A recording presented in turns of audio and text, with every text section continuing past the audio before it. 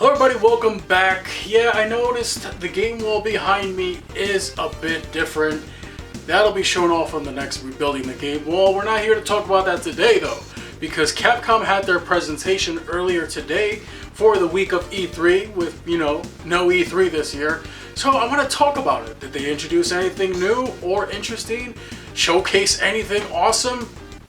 We're going to talk about it today. Thanks for joining me in the CES Arcade. It's time to get ready.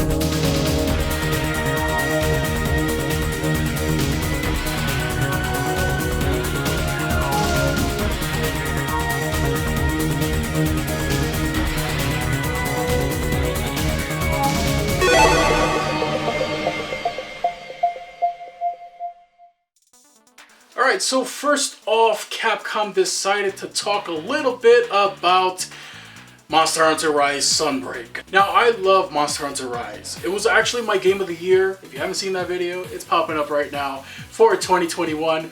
I love Monster Hunter Rise. However, we just stopped playing it. Me and my wife just stopped playing it out of the blue, and we never really returned to it. So we were looking forward to Sunbreak. That being said, I never got past a certain part of the story, so I gotta get back into that game before Sunbreak comes out, because what they showed off was nothing short of fantastic.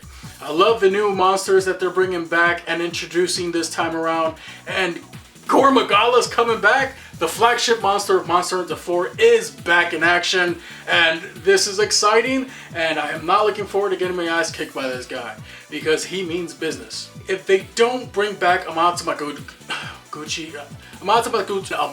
from Monster Hunter Portable 3rd, and if they don't, what a missed opportunity it'll be. They did say that there's going to be more title updates with additional environments and monsters throughout the rest of the year, so Sunbreak is not the end of the content being added to Monster Hunter Rise, which is always great if you're a fan of Monster Hunter to know that there's more content on the way. And they did this by showcasing Lucent Nargacuga, and I love Nargacuga. The fact that we're getting its white variant in this expansion and the first title update has me excited. So I'm definitely going to have to get back into Monster Hunter Rise sooner rather than later.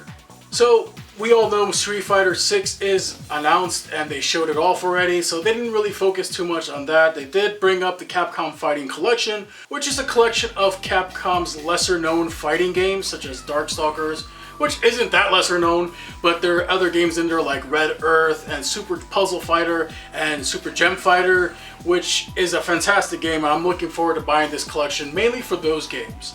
So yeah, I definitely got to get it. It's coming out like later this month anyways, so I'll get it when I get around to it. They also showed off this arcade classic compilation for Capcom games that I had no idea existed. It's apparently on volume 2 right now. I really didn't know about this, but yeah.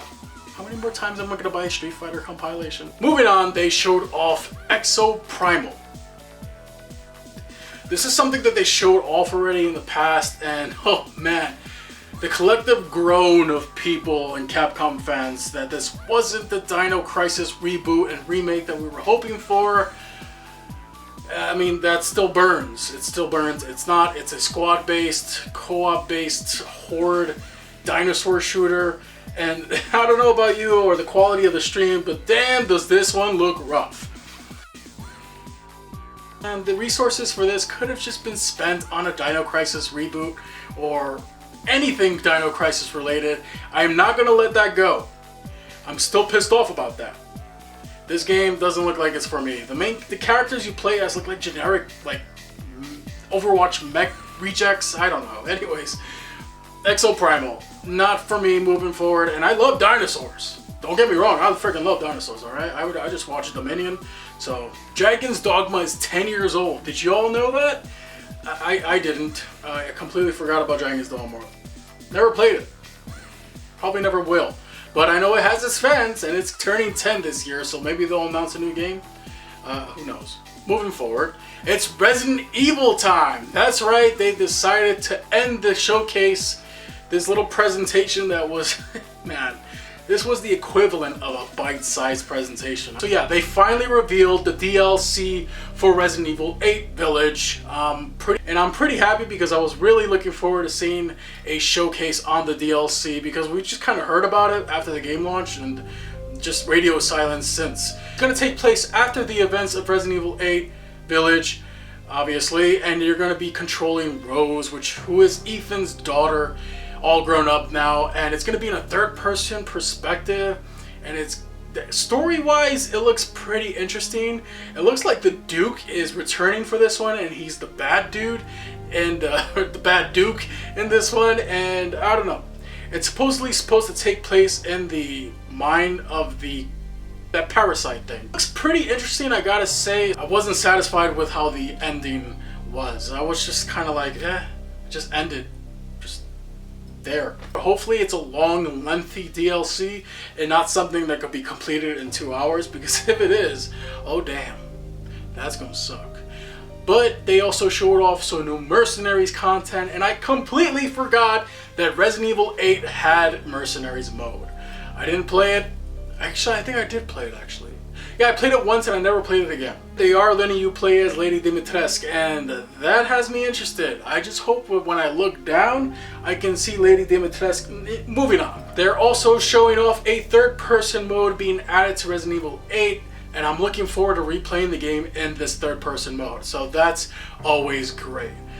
And then aside from that, they talked about, you know, the next-gen patches coming to Resident Evil 7, 2 Remake, and 3 Remake, which is great if you have a next-gen, current-gen console. I still call them next-gen.